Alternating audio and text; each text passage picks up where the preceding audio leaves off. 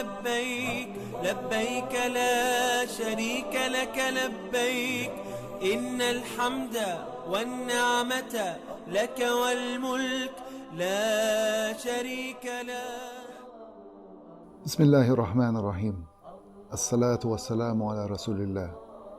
In the name of Allah, the most gracious, the most merciful, may the peace and blessings of Allah be upon His final messenger, Muhammad.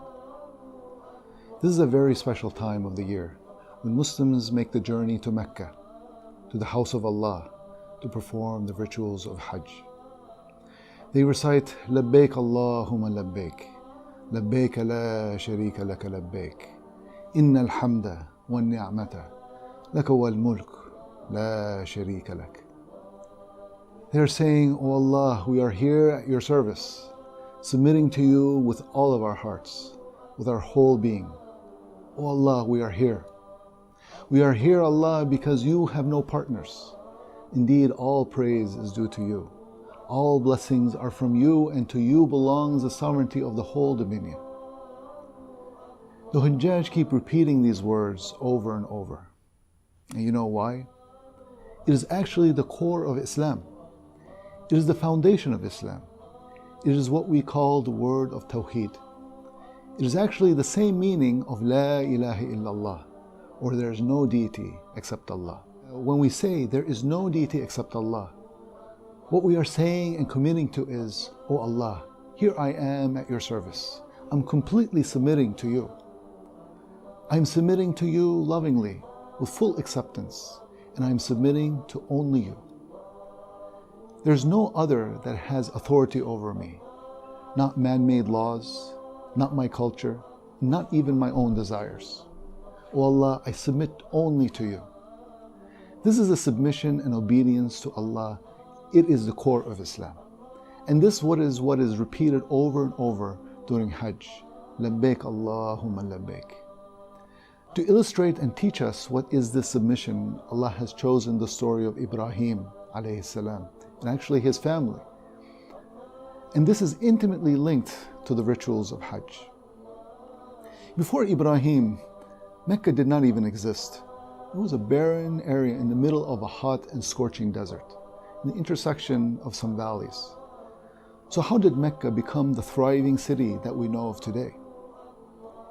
It actually started when Allah commanded His messenger Ibrahim to take his wife Hajar and their infant son Ismail to a barren spot in the desert and leave them there. Yes, He was who commanded to leave them there just like that. When they were left, Hajar pleaded with Ibrahim when he was leaving them in the middle of the desert, in the hot and scorching desert. She asked, O Ibrahim, are you leaving us here when there is no water, no one to take care of us? And she kept on asking until she realized this must be the command of Allah. So she asked, O Ibrahim, is this the command of Allah? When Ibrahim said, yes, this is the order of Allah. Then Hajar said in the most confident manner, then Allah knows best, and He will take care of us. We will be safe because Allah knows best. This is how we should submit to Allah, unconditionally, with full trust and love. Allah knows best, and He will take care of us. But the story of Ibrahim does not end there. Much later, after Mecca became a town by Allah's leave, and Ismail grew up, Ibrahim had another vision, another command from Allah. This time, Ibrahim was commanded by Allah to sacrifice his beloved son Ismail, when he had just turned to the prime of his youth. How did Ibrahim and Ismail respond? We see it in the response of Ismail. He said, O my father, do as you are commanded. You will find me, insha'Allah, of the steadfast, of the sabirin. This is the example and legacy of submission that Ibrahim and his family has left us. A submission that is complete, full of confidence and dedication. Unfortunately today, we find mankind disrespecting and turning away from Allah by refusing to submit to Him. Even those who are performing rituals for the sake of Allah and performing the Hajj, we are finding that they do not submit to Allah as we should be submitting. Performing rituals, adopting certain Islamic etiquettes and morals and behavior is not sufficient to be Muslim, as we have been commanded by Allah. The rituals of Islam are but a part of complete submission and worship to Allah. As Allah says in Surah Al-An'am, قُلْ إِنَّ صَلَاتِي وَنُسُكِي وَمَحْيَايَ وَمَمَاتِي لِلَّهِ رَبِّ الْعَالَمِينَ لَا شَرِيكَ لَهُ وَبِذَلِكَ أُمِرْتُ وَأَنَا أَوَّلُ الْمُسْلِمِينَ.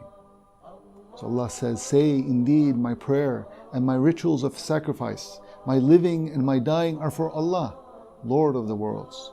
No partner has He. In this I have been commanded, and I am the first among you of the Muslims. Therefore, the true belief in Islam is only sincere if a person truly surrenders and submits to Allah, the Lord of the worlds, and takes from Him only, without anybody else. Everything that has to do with life of the human being must be from Allah. Indeed, we must take all of our beliefs, values and concerns and ideals from Allah and apply these in our lives as Allah has wished. We must apply the code of conduct, the principles of ethics, and laws that Allah has prescribed not only in our personal lives, but in our whole community and beyond, indeed the whole world. Allah is the creator and the owner of the whole universe, and He has commanded that all submit to Him in Islam. Indeed, Allah has chosen Islam to be the only way of life for all of humanity. Indeed, Islam is a blessing, mercy, and honor upon mankind from Allah, our Creator, who will judge us one day based on our conduct and submission to Him alone. This is why we have formed the group, the Proclaimers of the Truth, to invite all of humanity to what the messengers of Allah call to, which is worship Allah. You have no deity other than Him. Ubudullah, ma lakum min ilahun ghayruh.